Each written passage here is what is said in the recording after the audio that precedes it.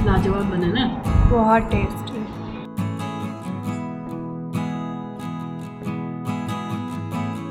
Hello everyone, good morning, welcome back to my another blog. कैसे हैं आप लोग?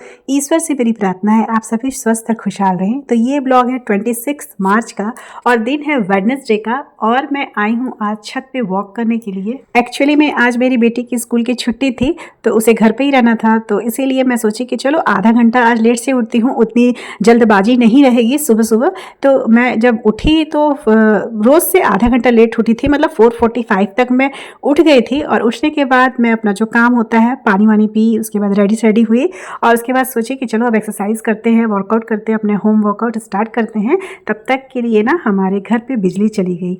अब लाइन चल जाने के बाद एक्सरसाइज तो हो जाता, लेकिन वही है वीडियो नहीं बन पाता क्योंकि ऐसे ही हमारे यहाँ रोशनी की बहुत कमी है, मतलब जिस रूम में मैं करती हूँ।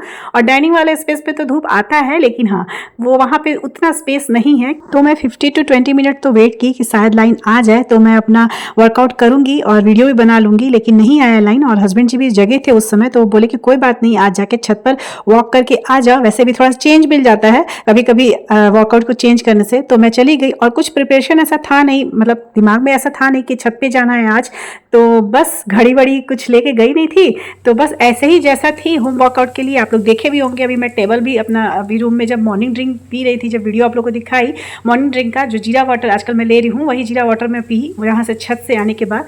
तो आप लोग देखे होंगे कि उस समय टेबल भी साइड हुआ था, मतलब मैं पूरा तैयार थी कि जैसे ही लाइन आएगा मैं होम वर्कआउट करूँगी, लेकिन लाइन आया ही नहीं।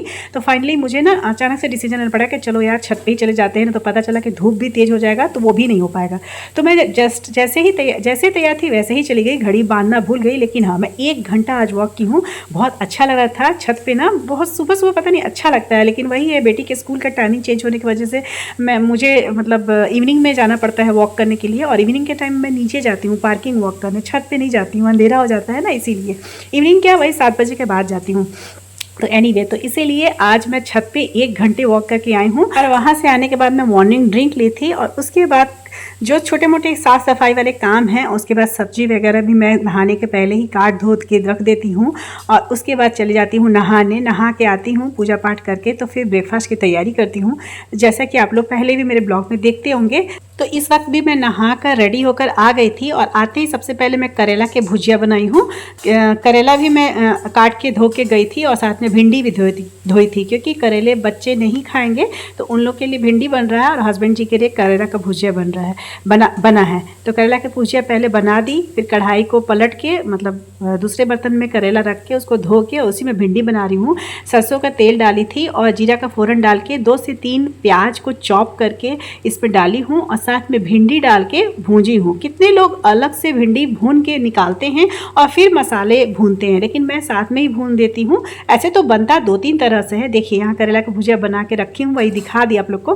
देखिए भिंडी की जो सब्जी होती है, भुजिया होती है ना, 2-3 तरह से बनता है, लेकिन अभी मैं जो बना रही हूँ वही उसका प्रोसेस आप लोग को बताई कि मैं भिंडी को ना प्याज के साथ में ही भून दी हूँ और साथ में ही मसाले वगैरह भी डाल दूँगी, क्योंकि ना एक तो इसमें तेल थोड़ा सा कम लगेगा, दूसरा कि ना समय बच जाता है। अलग से फिर भिंडी भून के निकालो, फिर उसके बाद आप मसाले भूनो, तो तेल भी तो लगेगा ना, कितना भी कम तेल डालिएगा तो तेल लगेगा ही। तो इसलिए मैं प्याज को तेल के साथ हल्का सा भून ली थी और उसके बाद भिंडी डाल के भून ली थी।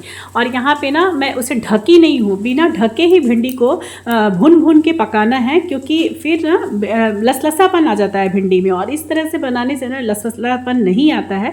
मैं ऐसे ही बनाती हूँ, तो मैं प्रोसेस दिखा रही हूँ। यहाँ सारे मसाले मैं डाल दी हूँ, मसाले भी मेरे अच्छे से भून गए हैं। तब मैं लास्ट में नमक डाली हूँ। नमक में पहले, भिंडी में वैसे भी नमक लास्ट में ही डाला जाता है।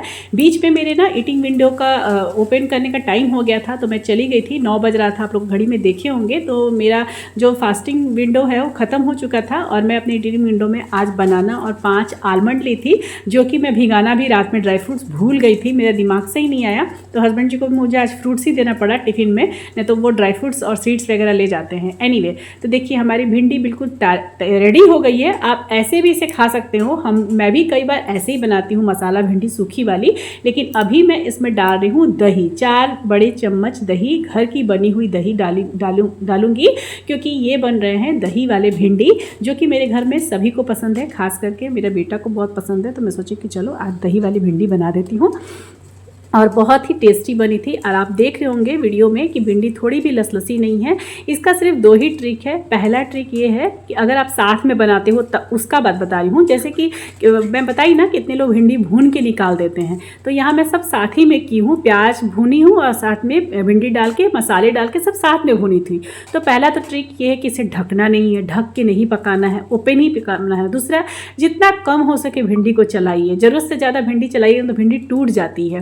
तो आप देखिएगा मेरी भिंडी उतना नहीं टूटी है, थोड़ा बहुत मैं चलाई हूँ सिर्फ वीडियो में दिखाने के लिए। और कढ़ाई में बिल्कुल सटी भी नहीं थी, आप वो भी देखोगे। कढ़ाई में बिल्कुल नहीं भिंडी सटी थी। वो मैं कढ़ाई चला के नीचे से दिखा रही थी ना कि मसाला सटा है, मसाले जले नहीं थे मेरे। देखिए, तो दही डालने के बाद 2-3 मिनट के लिए मैं ढकी हूँ। और अगर थोड़ा सा मसाले ठंडे हो जाते हैं ना तभी दही डालिएगा, तो फटेंगे नहीं। और लास्ट में इसमें फ्लेवर के लिए मैं कसूरी मेथी थोड़ा सा तवे को गर्म करके रोस्ट करके डाल दी थी, इससे इसका फ्लेवर और बढ़ जाता है। बहुत ही टेस्टी बनती है इस तरह की दही वाली भिंडी। हालांकि भिंडी ना हमारे घर में सभी को बहुत पसंद है और 4-5 तरीके से मैं भिंडी की सब्जी बनाती हूँ। तो ये है दही वाली भिंडी, जो थोड़ा सा ग्रेवी इसमें ना गाढ़ा ही होता है। इसके बाद मैं रोटी बना के सभी लोगों को ब्रेकफास्ट कराई। और इस टाइम में हस्बैंड जी भी ऑफिस चले गए और मैं बना रही हूँ अपने लिए ब्रेकफास्ट, जिसमें मैं बना रही हूँ पोहा। जो भी सब्जी थी घर पे, गाजर, शिमला मिर्च, प्याज, करी पत्ता डाल के अच्छे से उस सबको भून दी हूँ। और उसके बाद पोहा डाली हूँ। इसकी भी रेसिपी मैं नहीं निकाली थी ज़्यादा, क्योंकि मैं बहुत बार पोहा बना ली हूँ अपने ब्लॉग में, आप लोग को दिखाई भी हूँ। और लास्ट में मैं इस पोहा में भुना हुआ पीनट डाली हूँ और थोड़े से धनिया पत्ता, और बहुत ही टेस्टी पोहा बना था ब्रेकफास्ट में। तो ये ही मेरा आज का ब्रेकफास्ट है। कल के ब्लॉग में जो मैं अपना अचीवमेंट दिखाई थी कि डबल एक्सल से अब मेरा साइज़ एम होने जा रहा है, इस पर मुझे बहुत लोगों का बधाई आया है। तो मैं बहुत अंदर से खुश हूँ। साथ में आप लोग से भी ये बोलूँगी कि बहुत ही आसानी से घर के बने हुए खाने से ये सब खाकर मैं अपना वेट लॉस की हूँ और अभी भी कर ही रही हूँ। तो आप लोग भी इस तरह से कर सकते हैं, इसलिए कोई भी डिमोटिवेट ना हो। कल एक मैसेज आया था कि उनका वजन 73 था और अब 67 पर आके अटक गया है और अब वेट लूज नहीं हो रहा है, तो इससे वो बहुत डिमोटिवेट हो रही हैं।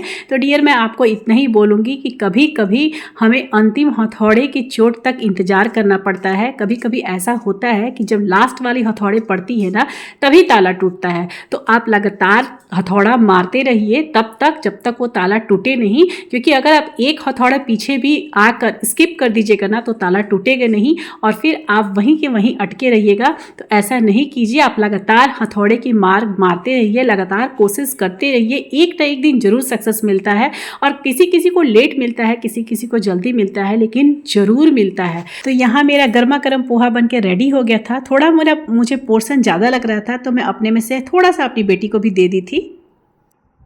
लाजवाब बना ना, बहुत टेस्टी। हर चीज़ को अब रोज बोलते हैं कि बहुत टेस्टी बना है।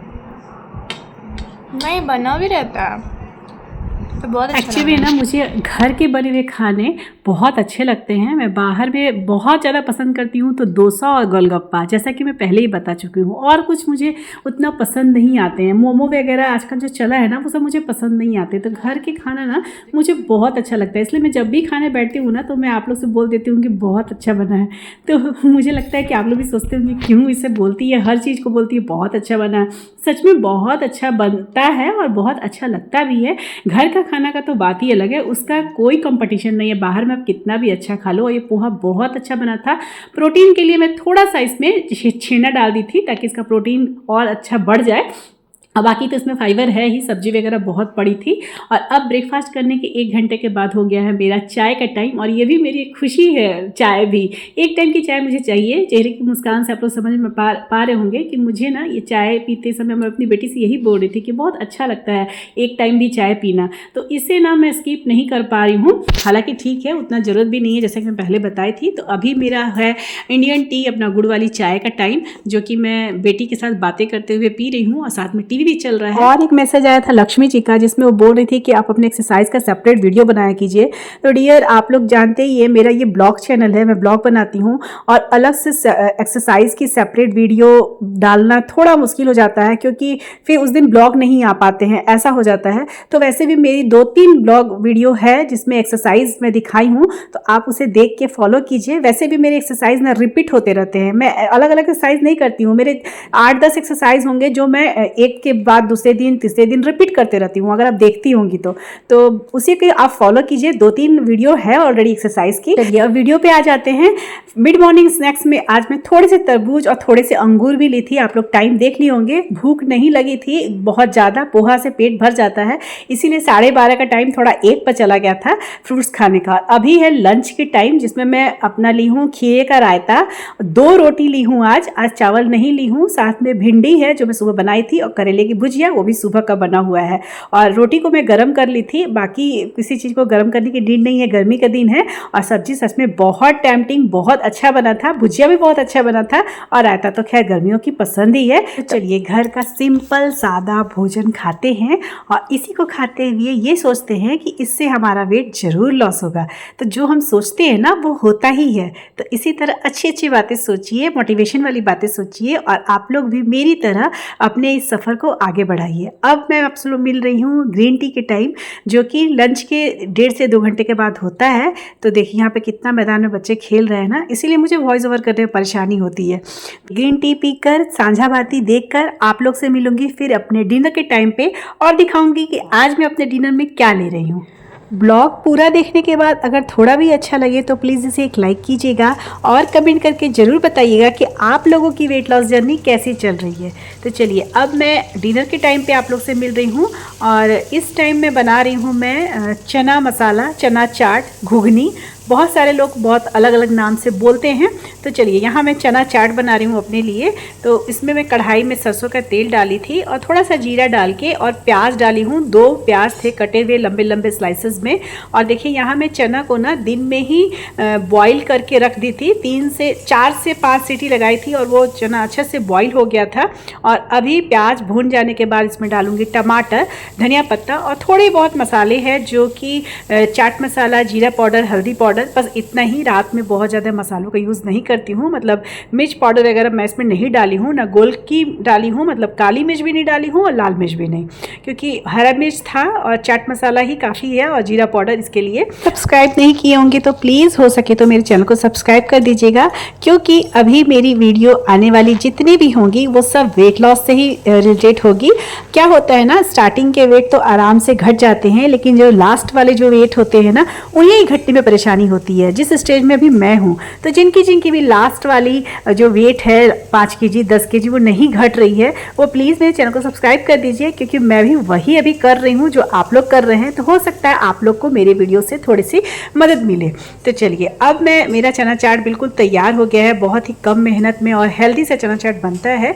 एक्चुअली में नवरात्रे आने वाले हैं, तो हमारे में नवरात्रे में ना 9 दिन तक चना का यूज़ नहीं किया जाता, मतलब चना नहीं खाया जाता है। संडे को मैं चना की सब्जी बनाई थी, तो इतना सा चना बच गया था, तो वही सोची कि चलो आज इसे पानी में भिगो दी थी। सुबह में उठते के साथ ही ना इसे पानी में डाल दी थी, और दोपहर में जब दाल चावल बन गया तो इसमें विजिल लगा दी थी चना में, उसी कुकर में। और अभी इसे अच्छे से मसाले के साथ, प्याज टमाटर के साथ भून दी हूँ। और ये सभी लोगों का नाश्ता है, लेकिन मेरा है डिनर। तो यहाँ मैं अपनी बेटी के लिए निकाली हूँ, अपने बेटा के लिए निकाली हूँ, और अपने लिए, और जो थोड़ा बचा था वो रख दी हूँ अपने हस्बैंड जी के लिए, वो ऑफिस से आएंगे तो खाएंगे। तो अब चलती हूँ अपना डिनर करने, और अब इस ब्लॉग को यहीं अंत करूंगी। मिलूंगी फिर नेक्स्ट ब्लॉग में, तब तक के लिए बाय बाय, टेक केयर, जय माता दी।